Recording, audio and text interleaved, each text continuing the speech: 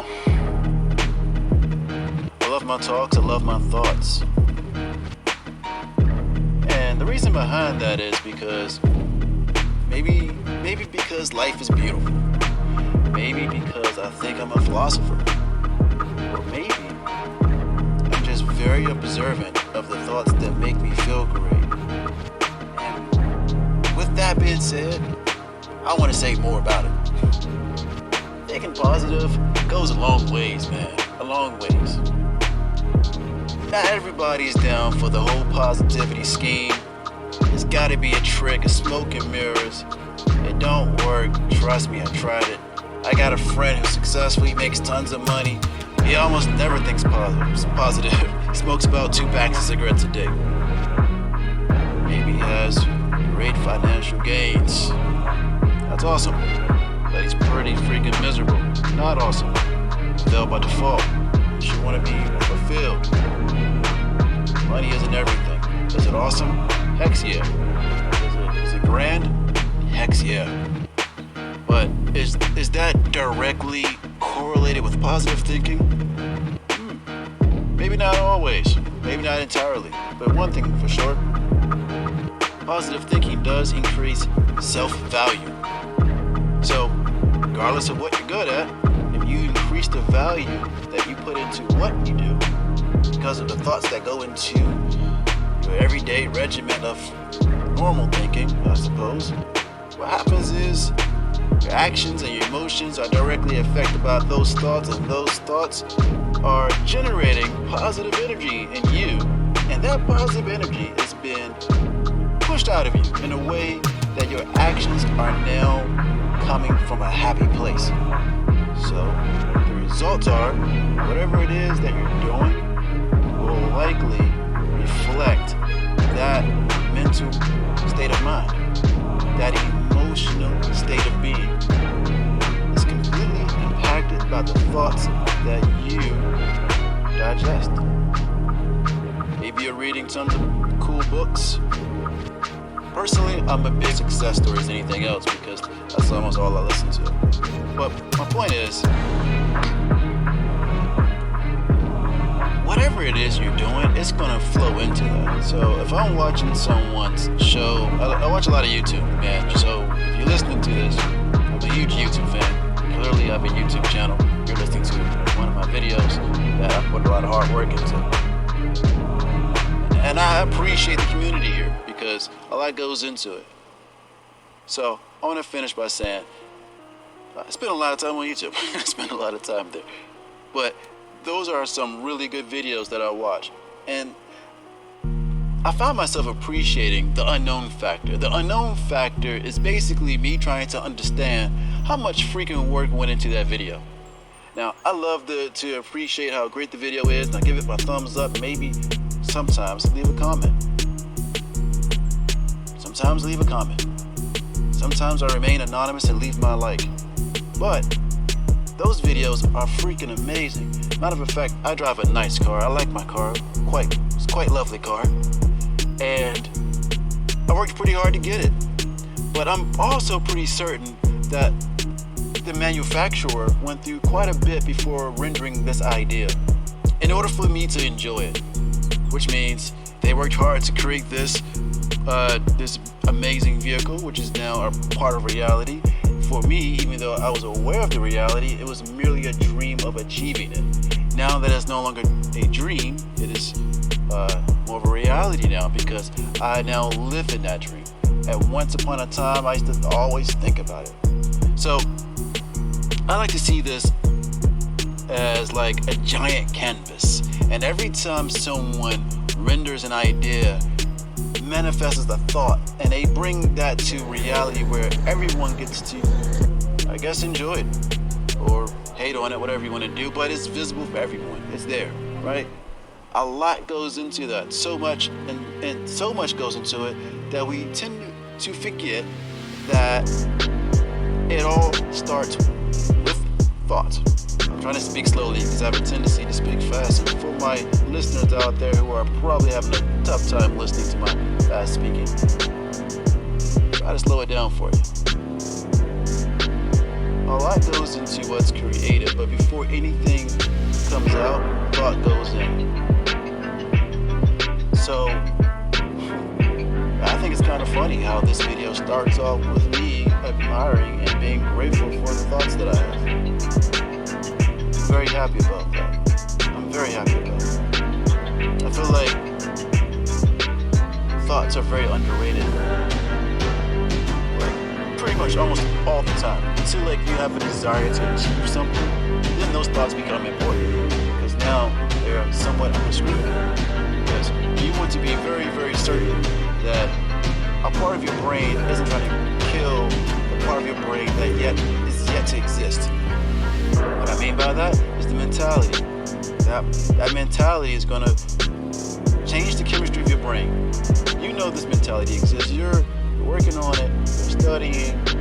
You're even envisioning yourself as an entirely different person who's capable of various things, maybe speaking multiple languages. Your brain at this moment may not know how to speak all those languages. It may not have the information on how to study that up, or how to get good at writing in this language or that language. Whatever it is that's new to the brain. So far, the chemistry makeup is only running the programs of what you've previously done. So to create something new, a lot goes into that. So if a lot goes into it, and it all starts with thought, a lot of good freaking positive thoughts got to go into that factory, baby, for that dream factory to pump out as many cool creations as possible. So recently, I've been listening to some audiobooks on YouTube. I think one of the most recent ones was The Millionaire Mind. Love that book. Crazy awesome book. Freaking phenomenal. Not trying to like sell it or nothing, but it was a freaking awesome book. If you get a chance to check it out, highly recommend it. I listened to the whole, I think it's like 9 hours of it or something like that, 5 hours. So, you gotta change the state of mind in order to become the individual you want to become. You know, if you are able to identify with who you are in the present moment, things that maybe you want to change, those are the things that you can now sacrifice as room for the new person you want to be. Maybe the new person has obviously will have better standards and habits and behaviors, but those behaviors will not come about until you get rid of some of the things that do not serve you or will serve that individual to come into existence. Now, in order for you to reach that new version, there are some parts about you now that cannot go into the future. With a thought, in terms of a thought manifesting, there is a delayed effect there. And with that being said, just because you have a positive thought today, and say for whatever reason, in the next 2 days, something takes place that is, for whatever reason, the exact thing you was just thinking 2 days ago. I'm like, man, that's crazy. Feels like a coincidence. It's not a coincidence, it's just what you thought about is now being realized in the 3D world. It's now being realized in this reality. Because our thoughts somehow are, I guess, the language of the universe. I guess consciousness is the language of the universe. And since basically any and everything we always do starts with thought, it makes a lot of sense to me to believe that, hey, that is the language. Maybe if we're speaking that language in such a way, maybe there's a response system taking place somewhere. Maybe the universe is literally responding to our thoughts. One of the ways I look at it is more like two mirrors facing one another, and the individual standing between the two mirrors can do whatever he likes, and every reflection will do what that individual just did. Maybe that's the multiple realities we're looking at, right? Maybe that's how the human body reflects what the universe is sending it, and what we send to the universe reflects back to us. But who's the individual in the middle? It has to be thought. It has to be. Maybe, just maybe, the identity that we associate with ourselves, our name, our childhood, and everything else that we learned about this world for the first time ever, right? Maybe that is not the true identity. The we're just here for an experience, then the true identity is probably a lot more deeper than that. The thoughts that we choose to have creates the experience, but that doesn't mean that's who we are. That is just the experience. So standing between those two mirrors and every reflection is reflecting what the individual in the middle is doing. If you raise the left hand or raise the right hand, whichever you choose to do, you thought to do it first to see the reaction. So if there is some sort of governing system that does XYZ to get reactions, you gotta really ask yourself, just sometimes, maybe it's just me, but you gotta really think, where am I really? It's like I'm in this lucid dream, and every now and again, I get to realize that I'm in a dream and have an effect in the dream, and then I get to have some say-so. And then, before I know it, I'm back under this inertia hypnosis that, oh, this is always the way it is, nothing ever changes, this is just like, it's like the brain just shuts off and just falls back into routine and does the same old everyday things without even thinking twice about it. It's repeated it so many freaking times, it doesn't even think twice. The body is in control, the body is just doing based on what it feels. No one's running the ship anymore. So, if thought is how we choose to experience, then where are we? Where is our true essence lying? Where is our true essence located? Because something's creating the thoughts, right? Because your thoughts aren't literally attached to your brain. Your brain isn't like creating the thoughts. I think the brain is like a transmitter, actually.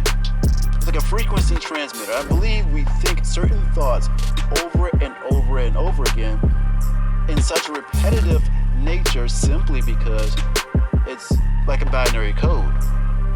The higher amount of frequencies of, I guess, ones you get, the more likely something is to become like what real, or it manifests or becomes matter or something like that, or it creates the ripple effect. I don't have the explanation, I'm just speaking out loud here. But let's just say, hypothetically, let's use an example, like working out. For every day you hit the gym, that's 1. Every day you miss the gym, that's a 0. So if one guy tallies up for 43 ones, maybe 7 zeros, right? He's in great shape. Another guy tallies up 12 ones and like 23 zeros. Who do you think's in better shape? Or which one do you think has the better reality? You see what I'm saying here? See, now that's more easier to comprehend because, well, we can easily say, well, all right, well, putting it into cause and effect, the cause was he went to the gym. The effect was he got in shape. I think it's a little different from that. There was something else taking place long before that before he made it to the gym. So first he had to make the conscious decision to go to the gym. He had to make the conscious decision to get in his car, or he or she get into the car or bike or however way they transport themselves to the gym and work out, or work out at home. There was a conscious choice in there to do that. And to keep doing it, and to keep doing it, and to keep doing it until whatever reason made it not doable that day. Or maybe a different choice intervened and that individual did a different something else that day. And there was a 0 because he didn't work out or she didn't work out.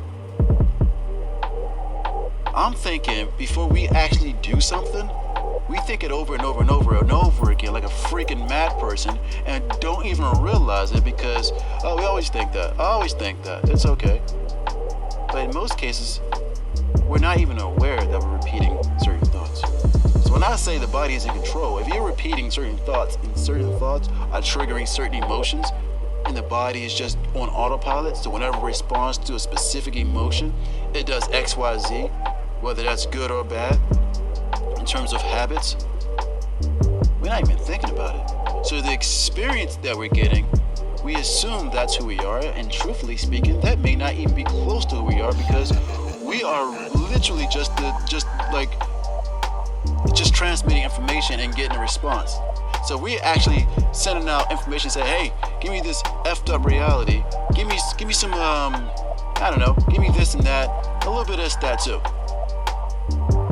We just spitballing based on like how we feel, going through the motions. We're not even consciously sure of what the hell we asking for. We just picking things out with our eyes closed and hoping for the best. And then we get all this random crap. I'm like, man, this crap always happening. Why I keep getting this? Why I keep getting that? And then we'll repeat thoughts based on those events. Now that was an experience, we're like, man, that experience sucked. You just keep repeating that over and over again. The experience is now starting to become more and more like what we think. But then we forget that it's the repetitive thoughts that we're sending to the universe, that the universe is reflecting back towards us in the 3D world. And we're like, what the heck is going on? I keep getting the worst luck, or I keep getting things that I don't want. Why is it that every time I try to meet someone that I'm looking to marry or whatever, I keep getting people like this? We fail to realize that we're the conscious creators of what we get from the universe. In order for us to receive what the universe has to offer, we must be in the physical body, to be a part of the physical world. But that doesn't mean that's who we are, at all. Not even close. It's just an experience. The universe wants to experience itself, so it has all these various ways of experiencing things. And the human body is one of them. And for some reason, now that we are part of the human body, or should I say, as we like to believe, inside of the human body, we fail to realize that the human body is within the universe. It's on a planet. The planet is within the universe, and it's among tons and tons of other stuff. All connected, all a part of the same old conscious conundrum, I suppose. I don't know. But we're all part of made of the same stuff. Just like the fingernail is different from the eyelid, but it's a part of the same body, right? The fingernail can't assume that it's different from the eyelid because one's hard and one's soft. I think everything's working in unison because it's all doing its part. So if our part is to experience, then it should also be our part to enjoy the experience. And if we don't enjoy it, at least be conscious enough to know why. Versus to be asleep long enough to assume that it's just the way it is. It's like hitting the snooze button on life. And when something, or just, I guess in general all the time, we're just like, it's just the way it is. Anytime something wakes you up and shakes you out of your day and gets you to become more aware, you're just like, that's the way it is. And you don't want to hear what could wake you up. Because if you wake up, you may have to take responsibility. You might have to think to yourself, well, god damn, if I would have known that, I would have been paid those bills. If I would have known this, I would have been changed my life. If I would have known that, I'd be doing this. But we do know. We know that if we think about something to such a degree that we feel it on an emotional level. If you daydream about something, it's like you're there in that reality. You completely forget that you're like in class. Your pen and pad is in front of you, the teacher's talking, classmates are having a good time, or maybe everyone's paying attention to me, and maybe not you. You're starting to daydream, as if you're doing something irresponsible. Maybe it's not what you're committed to at the moment, but it's not irresponsible. Here you are in the imaginative state, and you're so in there. You're hooked. It's like you're playing a video game. You're in there. You're having a great time. You're feeling great, and then something wakes you up, and it gets your attention. You get called on to answer the question. You're like, shit, I'm back here again.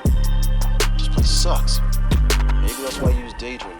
Maybe you weren't in a place that you wanted to be, and the imagination is trying to say, hey, this is a sign from your higher self stating you can do more than just this. You're craving something more. You need to find a way to do that.